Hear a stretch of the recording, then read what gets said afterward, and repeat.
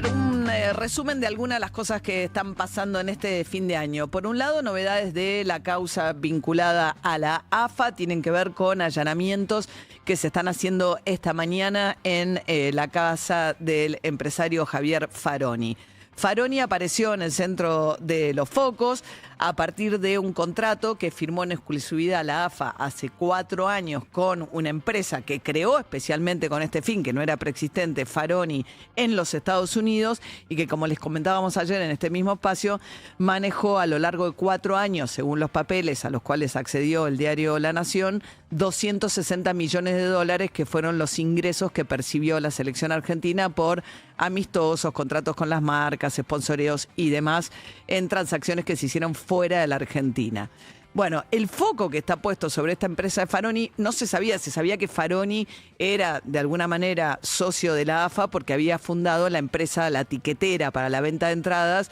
que formaron un negocio propio para esto con Faroni. Faroni confirmó que efectivamente esta empresa que representa a la AFA en el exterior tiene un contrato con él, se llama Tour Prodenter, la empresa, y también el Chiquitapia confirmó en las últimas horas que este contrato efectivamente existe. ¿Qué dijo el Chiquitapia? Y acá se abre un escenario bastante interesante. Por un lado dice que hubo ya una investigación en Argentina y que esa causa terminó en la nada. Dice que también en Estados Unidos hubo una investigación, que los papeles están en regla con esta empresa. Lo que dice la investigación de La Nación es que de estos 260 millones de dólares, por lo menos 40 se desviaron a 4 empresas con sede en Miami, cuya actividad no está muy clara, de personas que no parecieran ser personas muy solventes, con lo cual podrían ser testaferros, y que hubo algún dinero también que se movió a través de paraísos fiscales. Según el Chiquitapia, y esto es lo que responde el Chiquitapia en un comunicado oficial de la AFA, todo esto es una operación en la que vincula al gobierno directamente, porque pone al doctor Mariano Cuño Libarón, al ministro de Justicia, que había renunciado y después le dijeron que se quedara. Aparentemente se quedó. Aparentemente tenía un compromiso para ir a hacer su maestría, terminar una maestría que estaba haciendo en Alemania, que va a hacer, pero bueno, mientras tanto sigue en el ministerio. Y según el Chiquitapia, es un poco el autor intelectual de esta ofensiva de la mano de Guillermo Toffoni. Toffoni es un hombre que antes tenía este negocio, que una parte más chica, pero tenía una parte del negocio que actualmente tiene Javier Faroni con la AFA. Entonces, de alguna manera es alguien que ha sido desplazado del negocio y que promueve estas investigaciones. Según el Chiquitapia, la información que está publicando el diario La Nación tiene como fuente a Toffoni, mostrando los movimientos de esta empresa. La cuestión es que Toffoni, esto se pone interesante también por esto, es el que venía promoviendo las sociedades anónimas en el fútbol junto a Santillán, que es la diputada libertaria que está en la Comisión de Turismo, muy cercana a Daniel Scioli. Entonces aparece de un lado Scioli con Toffoni, con Santillán, con, por supuesto, Javier Milei y las sociedades anónimas. Y del otro lado, este mundo que va hacia Javier Faroni va también hacia Sergio Massa, ¿no? ¿Cuáles son, de alguna manera, también las terminales políticas de todo esto que está pasando con las causas judiciales en las que están siendo investigados los negocios de la AFA, que son muchas, y se vuelve un poco confuso a esta altura por la cantidad que hay. Pero bueno, del otro lado, a quien le allanaron hoy la casa, que es el empresario Javier Faroni, fue diputado del Frente Renovador, pero además es realmente muy cercano a Sergio Massa. Sergio Massa, que también está un poco bajo la lupa con las investigaciones que se hacen alrededor del dinero de la AFA, que es otro paquete. Tenemos el tema de la investigación de cómo maneja la AFA sus ingresos a través de esta empresa con sede en los Estados Unidos que pertenece a Javier Faroni. 1. 2. El tema de la propiedad en Pilar, que Tevez le vende a una sociedad con sede en Santiago del Estero, porque todos los caminos conducen bastante rápidamente a Santiago del Estero, que es el lugar donde tiene asiento político y es fuerte Tobillino. Pero bueno, después está esto, que Tevez, que también viene del macrismo y todo, y que fue el primero que levantó la voz, que dice, che, ¿por qué no van a mirar esos autos de lujo que hay en una quinta en Pilar? Que era una quinta que él vende. Entonces, bueno, después tenés la quinta, ayer debían declarar estas dos personas bastante insolventes para tener una propiedad de ese tamaño, con un helipuerto y con la flota de autos que están ahí, y por un tema procesal finalmente no declararon. Y después hay un tercer aspecto de todo esto, que tiene que ver con los manejos financieros, que arranca con la causa de Surfinanzas, que le había hecho un préstamo a Banfield y que aparecía como la financiera que además sponsoreaba la Liga Argentina en un momento de fútbol y que aparecía como la financiera indicada, señalada por la AFA para que los clubes hicieran tratos financieros con Surfinanzas, cuyo titular, muy cercano al Chiquitapia, había tenido también un crecimiento económico muy veloz. A partir de Surfinanzas, ayer,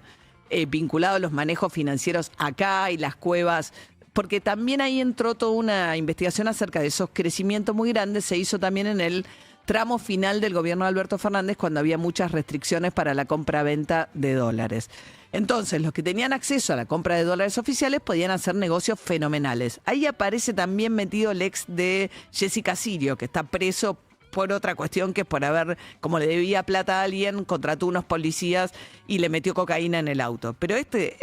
pichirilo. Entonces, a partir del tema de Surfinanzas se abrió otras investigaciones en las que están metidos 3 jueces en total, que ayer ordenaron juntos 100 allanamientos buscando todo el tema de qué pasó con los manejos financieros de ciertas cuevas o ciertas casas de cambio, cuando había muchas restricciones para el acceso a los dólares en la época de Sergio Massa, ministro de Economía. A su vez, ligado a Faroni, a quien allanaron hoy. Bueno, estas es todas las derivaciones y ramificaciones del tema de la AFA, que tienen un trasfondo político muy grande, donde insisto que aparece acá también la figura de Sergio Massa, que es muy cercano a Tobillino de un lado, y del otro lado también Daniel Scioli, como aliado y cercano a los que están promoviendo estas denuncias. Scioli y Massa tienen un largo historial de una relación política muy compleja entre ellos dos. Bueno, dicho esto, mientras tanto Javier Milei dio un reportaje a un medio inglés que vuelve a despertar preguntas acerca de cómo aborda Milei la cuestión del reclamo argentino de soberanía por las Islas Malvinas. Milei había dicho que quería que votaran los malvinenses. Y yo leí la producción Manu y Sofi me consiguieron el textual, digamos, el texto original de la nota del Telegraph, y la verdad es que no está encomillada la frase que le atribuyen a Milei, que es que va a tener en cuenta también a los isleños. Pero se ve que lo dijo, porque la manera en que el periodista lo pone dice que, bueno, que van a negociar, que el reclamo de soberanía es irrenunciable y que eso va a tener que ver también con el deseo de los isleños. Históricamente, el reclamo argentino se basa en el principio de integridad territorial y todos los procesos de descolonización y como se trata el caso en Naciones Unidas tiene que ver con no reconocerle a los isleños el derecho a la autodeterminación o a decidir qué va a ser del futuro de Malvinas, dado que la población de una potencia colonial, si fuesen ellos lo que van a decidir seguir siendo ingleses, que es lo que además quieren ser los isleños en el día de hoy. Entonces, pareciera que ahí, cada vez que Milei habla de esta manera, se desconecta de lo que tiene que ver con una historia larguísima de cómo está fundamentado el reclamo de soberanía de la Argentina sobre las Malvinas. No está encomillado, o sea que el textual es difícil de conocer, pero de alguna manera mencionó este tema Milei en este reportaje, en el que el periodista parece perplejo porque llega en pleno verano a Buenos Aires a entrevistarlo a Casa Rosada. En los periodistas extranjeros siempre despierta mucho como curiosidad el balcón, porque evita y la idea de no llores por mi Argentina y qué sé yo, pero él llega y lo ve a Milei en pleno verano, sumamente abrigado, y dice que es rarísimo porque el aire acondicionado está fuertísimo y que Milei está sumamente abrigado y que tiene las cortinas bajas, por esto que Milei contó que tiene fotofobia. Pero más allá de eso es un artículo bastante elogioso, habla de cuáles son los sectores. Dice que los argentinos bancan a Milei, que lo bancan con el ajuste, pero que hay sectores que están golpeados, pero es un artículo bastante elogioso que habla también de la voluntad de Milei de ir a Inglaterra en el mes de abril. Y ahí aparece algo que es todo un capítulo, donde el periodista le pregunta si quiere entrevistarse con el primer ministro laborista, Stammer. Dice que sí, Milei, pero donde Milei grita enfurecido de entusiasmo cuando le pregunta si quisiera juntarse con Farage. Farage es un político en ascenso en el Reino Unido, fue muy importante en las falsedades que se difundieron en el momento que llevaron adelante la decisión de los ingleses del referéndum de desprenderse de la Unión Europea, y tiene un discurso racista, pero violentísimamente racista, él y sus seguidores en el Reino Unido. De hecho, la última aparición que hizo es que fue a un aeropuerto en Oxford y puso como una pantalla como si fueran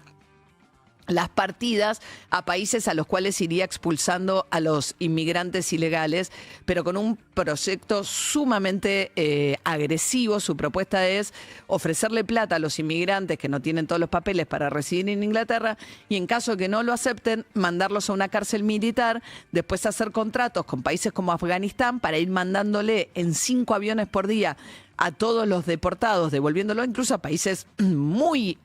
peligrosos para algunos de los que tendrían que volver. Lo que dice es que no le importan nada las convenciones internacionales de refugiados porque protegen a gente que son todos violadores, que ponen en peligro a las mujeres en Inglaterra y demás. Y dice que no tiene ningún respeto por el derecho internacional y que su plan es vaciar Inglaterra de estos inmigrantes que tanto daño le hacen a la sociedad. Le dicen